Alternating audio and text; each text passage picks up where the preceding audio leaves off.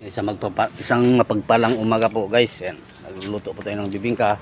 Huling salang na po yan. Nakadalawang salang na tayo. Sa isang hugot po nito is 33 piraso. Ito. Medyo maganda pong texture natin ngayon. Yan. Hindi pa po siya tinatalaban ng init. Mamaya pa po yan siya.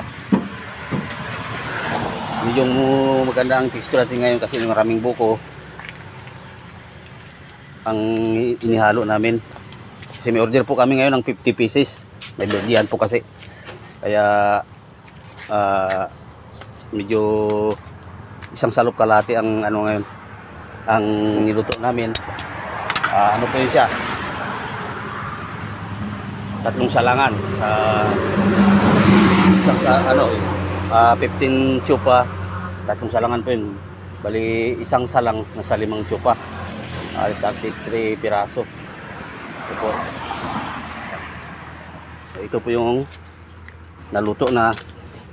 Yan. Ito po. Yan. Yan siya. Yan po ay order. Kaya po naka-separate po ito sa isa sa doon. Doon po meron pa rin naman doon isang salangan. Yun ang naka-display. Yun pang binibinta namin pag may bumibili. Kasi ito po, yung isang ice cheese is order nga po ng order sa aming suki namin. Nasa ibang bansa pa po yan. Bibigay lang po sa pamilya niya para i-celebrate ang kanilang birthday. So sa amin, nagpaluto ng 50 piraso. Available din po sa amin dito ang pinya. Ayan, 30 pesos po ang isa. Galing po yan, Batarasa.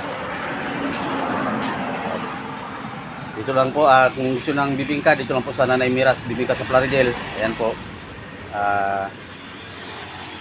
Available po dito ang bibingka araw-araw except po sa linggo. Kasi sa linggo po nagsisimba kami. Kaya wala po kami luto pag tuwing linggo. Yan. Good morning po at maraming salamat po ulit. Bye-bye.